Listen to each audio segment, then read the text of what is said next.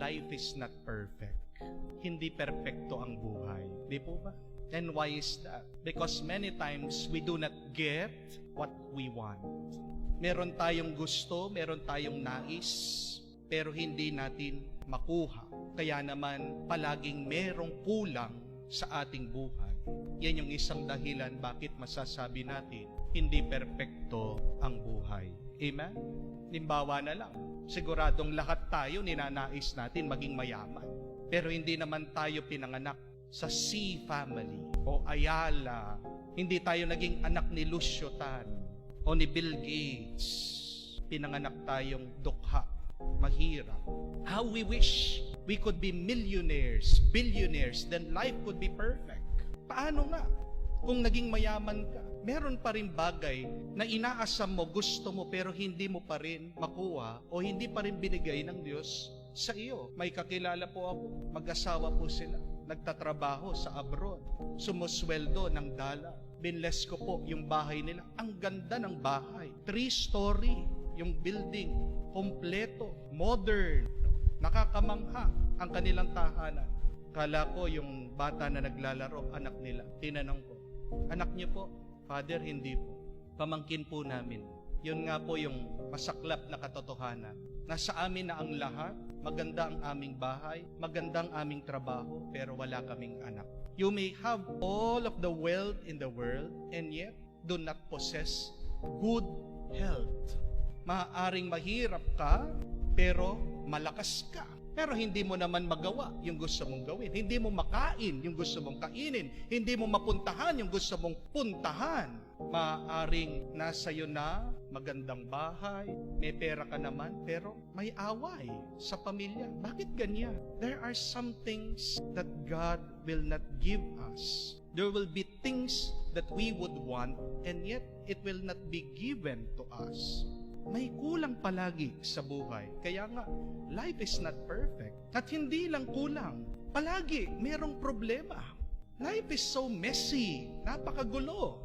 Limbawa na lang, nakuha mo na yung iyong dream job, masaya ka sa trabaho mo, maldita naman yung boss mo.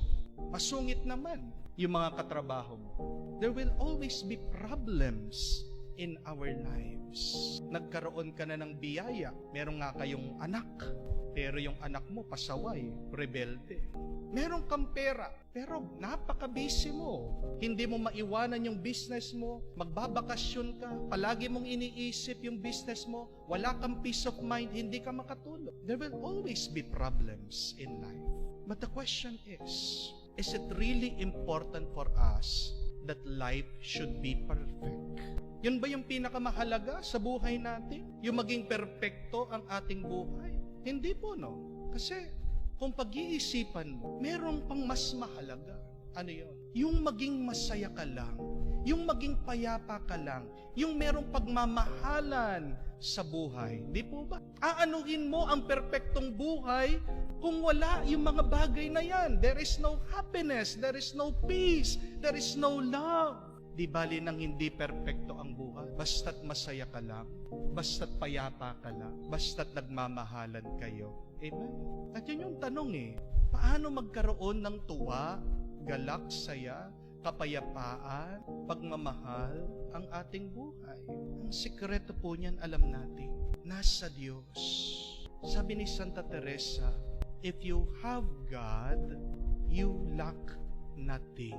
With God, all things suffice. Puno ka, perpekto ang buhay mo pag nasa iyo ang Diyos. Nakakapagtaka, di po ba? Ang ina ng Diyos, pinili ng Diyos, binasbasan ng Diyos, pero hindi naligtas sa kaguluhan ng buhay. Hindi naligtas sa suliranin at problema ng buhay. Ito yung mga pinagninilayan natin, mga 7 lungkot ng ating mahal na ina. Nawalan ng bahay, ng ibang bansa dahil pinapatay ni Haring Herodes ang sanggol na si Jesus. Ang hirap po kaya nun. Yung mawalan ka ng bahay, lumipat ka, di po ba? Yung mawala lang yung anak mo, naranasan din po ni Maria. Hindi niya alam kung nasaan ang kanyang anak. 3 araw, 3 gabi. Ano yung pangamba at takot na nasa loob niya. At ang pinakamasakit na naranasan niya ay yung makita niya yung anak niyang pinako sa krus, pinapahiya ng mga tao, minumura ng mga tao, namatay sa krus. Tapos siya pang naglibing sa kanyang anak. Ang sakit. Kasi hindi natural na ang magulang siyang maglilibing sa anak. Di po ba? Ang mga anak, sila dapat ang maglibing sa mga magulang. No, kaya yung mga sinasabi niya, dinadasal niya, sinasabi niya sa Diyos. Pero kahit na basahin natin, tignan natin ang mga ebanghelyo, ang Biblia, wala tayong maririnig na pagrereklamo kay Maria. And why was that? Because she has God always in her heart. She always believed in God. At dahil nasa Kanya palagi ang Diyos, at dahil palagi siyang naniniwala sa Diyos, life was perfect for her. Despite of the many problems, despite of this pain, kaya pa rin niyang umiti, kaya pa rin niyang maging masaya. My dear friends, may we learn to be okay with life when it is not perfect. Matuto tayo na sabihin, okay lang, tanggapin mo na hindi perpekto ang buhay.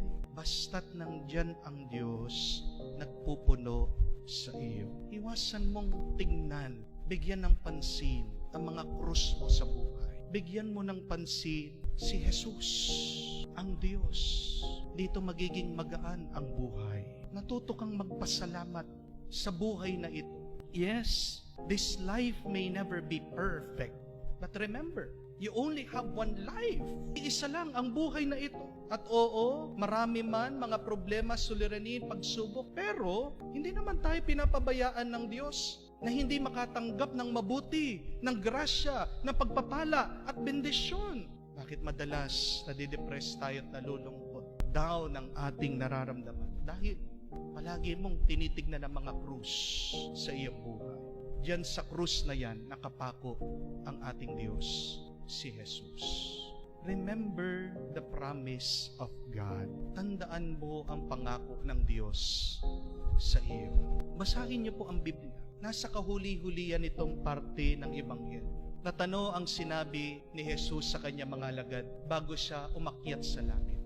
I will be with you until the end of time. Tignan niyo po yung sinabi niya. Kasama niyo ako hanggang sa katapusan ng panahon. Hindi niya sinabi na aalisin ko ang inyong hirap, aalisin ko ang inyong pighati, aalisin ko ang inyong mga problema. Sabi niya, I will be with you. Ano man yan na masakit na yung pinagdadahanan. Remember the promise of Jesus that He is with us.